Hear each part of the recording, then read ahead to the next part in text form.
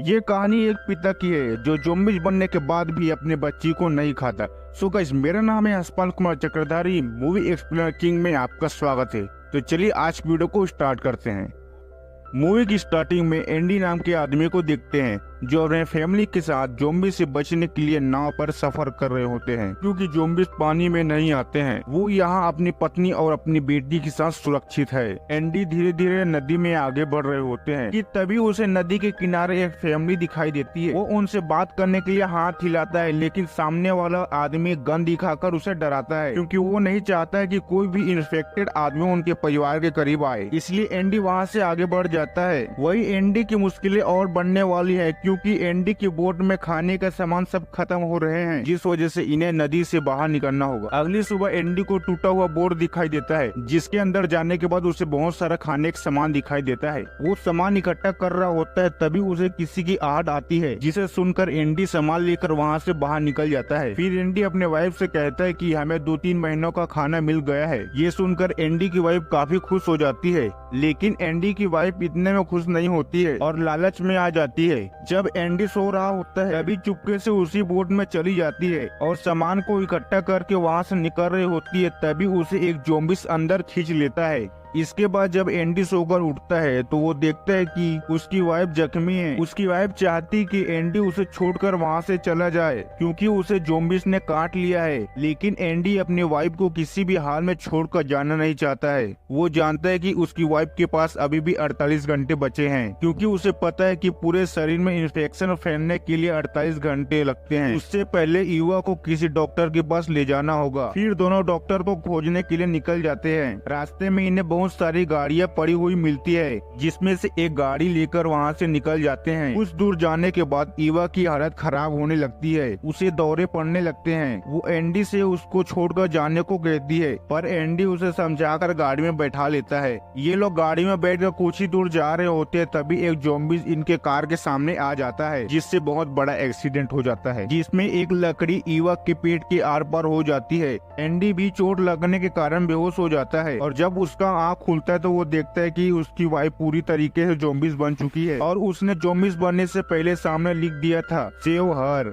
Andy जैसे ही अपनी बेटी को उठाने के लिए हाथ पीछे करता है तो उसकी वाइफ एंडी के हाथ को काट लेती है। किसी तरह अपना हाथ छुड़ाकर अपनी बेटी को बाहर निकाल लेता है। एंडी को कुछ भी समझ नहीं आ रहा था कि वो क्या करे, क्योंकि 48 घंटे के बाद वो भी ज़ॉम्बीज़ बन जाएगा तो उसकी बेटी का ध्यान कौन रखेगा। ये सोचकर वो जोर जोर से चिल्लाता है। फिर एंडी अपनी वाइफ का गला काट देता है और उसके घड़ी में 48 घंटे का टाइमर सेट करता है और वहाँ से आगे बढ़ जाता है। तभी सामने एक आदमी दिखता है जो इसके गाड़ी के सामने आया था। दरअसल वो आदमी भी ज़ॉम्बीज़ था। एंडी उसे बचने के लिए तुरंत एक लकड़ी उठा लेता है, लेकिन तभी वहीं पे एक लड़की आ जाती है जिसका नाम धूमी था। वो कहती है कि मेरे पापा से दूर रहो, ये तुम्हें नुकसान नहीं पहुँचाएंगे, यानी कि ये ज़ॉम्बीज़ इसका पिता है। धूमी ने अपने पिता के मुँह में एक लकड़ी बांधा होता है ताकि वो किसी को काट न सके। तभी धूमी अपना हाथ काट कर खून को पेड़ में लगाता है और वो ऐसा करके अपने पिता को कंट्रोल करती है। शाम को जब एंडी आगे बढ़ रहा होता है तभी पीछे एक लाइट जलती है।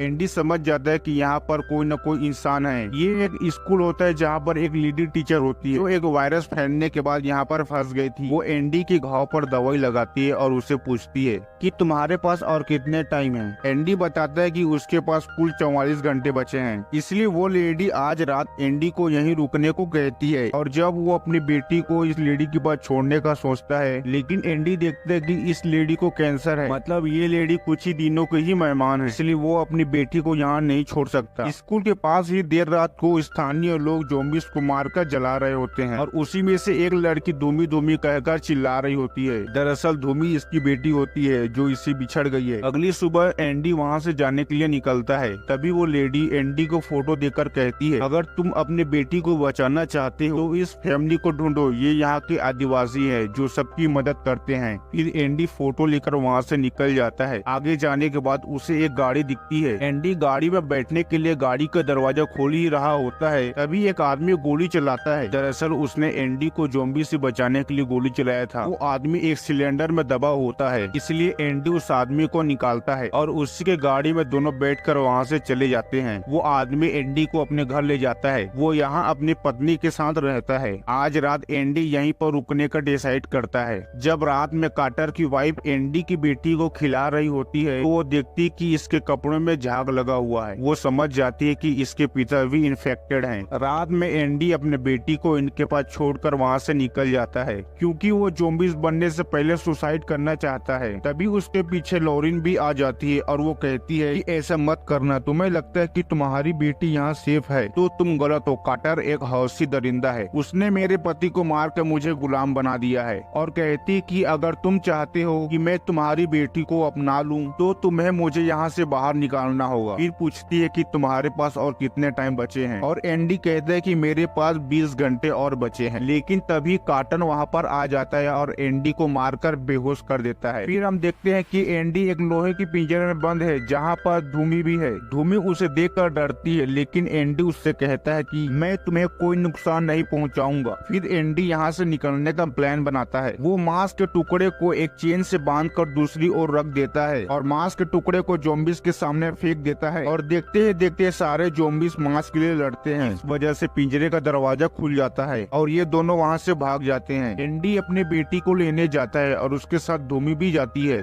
जहाँ पर कार्टर आराम से सो रहा होता है। फिर एंडी अपने बेटी और लॉरिन को लेकर वहाँ से निकल जाता है लेकिन तभी कार्टर जग जाता है और एंडी को मारने के लिए गोली चलाता है। लेकिन तभी बीच में लॉरिन आ जाती है और उसे गोली लग जाती है जिस वजह से उसकी वहीं पर मौत हो जाती है। एंडी और धूमी वहाँ से कैसे भी करके निकल जाते हैं। अब अगली सुबह एंडी उसी जगह जाने के लिए निकल जाता है जहाँ पर उसने एक फैमिली को देखा था क्योंकि दूसरी दिशा में जाने के लिए रिस्क हो सकता है कि वहाँ पर कोई इंसान मिले या फिर ना मिले। फिर कुछ दूर जाने के बाद धूमी देखती है कि उसके पिता की मौत हो चुकी है। ये सब देखकर धूमी रोते रोते बैठ जाती है। एंडी के पास ज्यादा टाइम नहीं होता है इसलिए वो वहाँ से जाने लगता है क्योंकि एंडी के पास केवल 9 घंटे ही बचे हैं और एंडी को कुछ भी करके 9 घंटे के अंदर उस फैमिली के पास पहुँचना है। तभी अचानक से उसे दौरे पड़ने लगते हैं और वो वहीं पर बेहोश हो जाता है। जब उसे होश आता है तब उसकी बेटी उसके पास नहीं होती है। दरअसल धूमी ने उसे अपने पास रखा होता है। फिर दोनों मिलकर उस फैमिली के पास जाते हैं और यहाँ आकर इन्हें पता चलता है कि इस आदमी को भी ज़ॉम्बीज़ ने काट लिया होता है। इस वजह से वो अपनी पूरी फैमिली को खत्म करना चाहता है। वो एंडी से कहते हैं कि मैं अपने फैमिली को इस हालत में नहीं छोड़ सकता, इसलिए मैं सभी को मारने वाला हूँ। एंडी उसे ऐसे करने के लिए रोकता है पर वो नहीं मानता है और अपने फैमिली को गोली मारने के बाद खुद को गोली मार देता है। एंडी यहाँ पर बहुत उम्मीद लेकर आया था इस परिवार के मरने के बाद, अब वो भी खत्म हो गया। तभी धूमी कुछ दूर आसमान में धुआं देखती है तो वो तुरंत समझ जाती है कि हमारे कबीले के लोग ज़ॉम्बीज़ को मारकर जला रहे हैं। फिर दोनों उसी ओर आगे बढ़ते हैं। तभी इन्हें एक सुरंग मिलता है जहाँ पर कार्टन ज़ॉम्बीज़ को मार रहा होता है। ये दोनों उसे देखकर छुप जाते हैं। कार्टन एंटी को ज़ॉम्बी समझकर मारने ही वाला होता है। तभी एंटी अपना गन निकालकर उस पर हमला कर देता है। दोनों एक दूसरे से लड़ रहे होते हैं तभी एक गोली एंटी को लग जाती है। कार्टर धूमी को भी रेलवे ट्रैक पर फेंक देता है जिससे उसके सिर पर चोट लग जाती है। अब कार्टर एंटी की बेटी को मारने वाला होता है क्योंकि उसके वाइफ की मौत का जिम्मेदार एंटी को मानता है, पर उस प्यारी बच्ची को मारते टाइम उसकी रूह कांप जाती है जिस वजह से उस बच्ची को नहीं मार पाता